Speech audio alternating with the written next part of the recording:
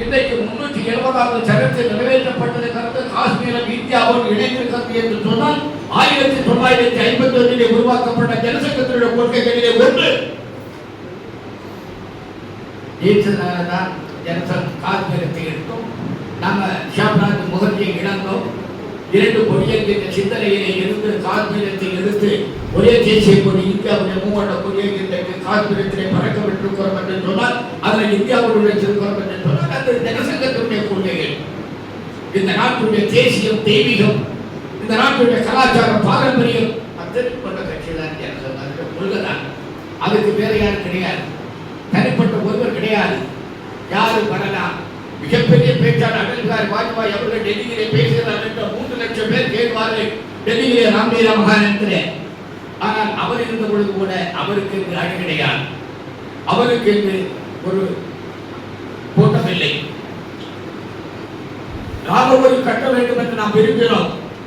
அதற்காக லால் கிருஷ்ண அத்வானி அவர்கள் சோமநாதபுரத்திலே இருந்து மிகப்பெரிய யாத்திரையை நாடு முழுவதும் போய் மிகப்பெரிய விழிப்புணர்ச்சி ஏற்றினார்கள். ஆனால் லால் கிருஷ்ண அத்வானிக்கு என்று ஒரு கூட்டம் கிடையாது, அதற்கு ஒரு கூட்டம் கிடையாது. பிரதமராக யார் வர வேண்டும் என்று சொன்னால் அன்றைக்கு மிகப்பெரிய தலைவராக இருந்த லால் கிருஷ்ண அத்வானி அவர்கள் சொன்னார்கள், எனது தலைவர் அடல் பிஹாரி வாஜ்பாய் அவர்களை இந்த நாட்டுடைய பிரதமராக வர வேண்டும் என்று சொன்னார்.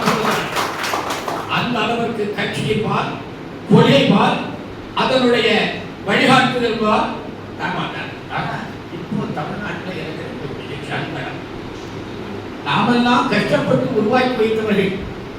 இது தமிழக பூமி என்பது ஒரு பாறை. அந்த பாறையில் திராவிட கழகத்தினுடைய கொள்கைகளால் வளர்த்தெடுக்கப்பட்ட தமிழகத்தில் பாரதிய ஜனதா கட்சி வளர்த்து ரொம்ப சிரமம். அது நமக்கெல்லாம் நன்றாக தெரியும்.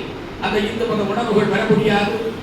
ஏன்னா திராவிட முன்னேற்ற கழகம் திராவிடக்காரன் சொன்ன அவன் மேடையில் பேசுகின்ற பொழுது, என்னடி மீனாட்சி உனக்கதற்கடி வைர மூக்குத்தி களத்தடி கண்ணியில் அவன் பேசினா அது கொஞ்சம் இந்துதான், வேற யாருமே இல்லை. அப்படிப்பட்ட திராவிட பாரம்பரியத்தினுடைய திராவிட வளர்ச்சி இருந்த தமிழ்நாட்டில் நாம ரொம்ப சிரமப்பட்டு தான் கட்சியோட முடியும். ஆனா இன்னைக்கு ஒரு சிலருடைய பெயர்ல தமிழ்நாட்டில் நாம எவ்வளவோ கஷ்டப்பட்டு ஒரு பூத்தலைவர் உருவாக்கி இருப்போம், ஒரு பிஎல்பி உருவாக்கி இருப்போம், ஒரு கேந்திர தலைவர் உருவாக்கி இருப்போம். ஆனால் ஒரு சிலருடைய விருப்பத்திற்காக, தனிநபர் துதிக்காக இன்றைக்கு தமிழகத்திலே இருக்கின்ற நமது கட்சியை சார்ந்தவர்கள் எல்லாம் ஒவ்வொருவரையா கூப்பிட்டு இருக்கிறது எனக்கு சங்கடம். ஆனால் இதிலே ஒன்று, நாங்கள் சிலர் சொல்லுகிறார்கள் நாங்கள் ஜனசங்கத்தவர்கள் தான், நாங்கள் பாரதிய ஜனதா கட்சிக்காரர்கள் தான், எங்களது கொள்கைக்கு லட்சியமாகத்தான் நாங்கள் இருப்போம், எங்களது அழைக்காதல் என்று சொல்லக்கூடிய தொண்டர்களையும் நான் பார்க்கிறேன், கேட்கிறேன். அதற்கு உங்களுக்குள்ளே ஒரு விளக்கம், ஒரு கேள்வி, அவர்கள் ஒருவருக்கு ஒருவராக விவாதிக்கின்ற முறைகள், ஏன் மேல்மட்டத்திலே சேர்ந்தவர்கள் எல்லாம் தேர்தலிலே போட்டியிடலாமா என்ற கேள்வி. அந்த கேள்வியை சொல்லி அதற்குள்ளே ஒரு பதிலை சொல்ல முடியாத சூழ்நிலை உருவாக்கி இன்றைக்கு நம்மளுடைய செங்கல்களை உருவாக்கி கொண்டிருக்கிறார்கள். அந்த செங்கல்களை பிடிக்கின்றவர்களை நீங்கள் வெளியேற்றதற்கு எங்கள் தயாராக இருக்க வேண்டும். அவர்களோடு உங்களது தொடர்புகளை அற்றுக்கொள்ள வேண்டும்.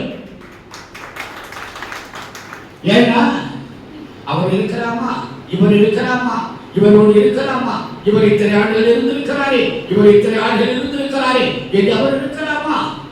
இப்படி பல்வேறுபட்ட கேள்விகளை கேட்டு என்னை சார்ந்தவர்கள், என்னோடு பணியாற்றியவர்கள், என் இயக்கத்திற்காக இருந்தவர்கள், என் கொள்கைக்காக இருந்தவர்கள், என் கொள்கை வளர வேண்டும் என்று வாழ்ந்தவர்களை எல்லாம் அசைத்து பார்க்கின்ற நிலை இருக்கிறது.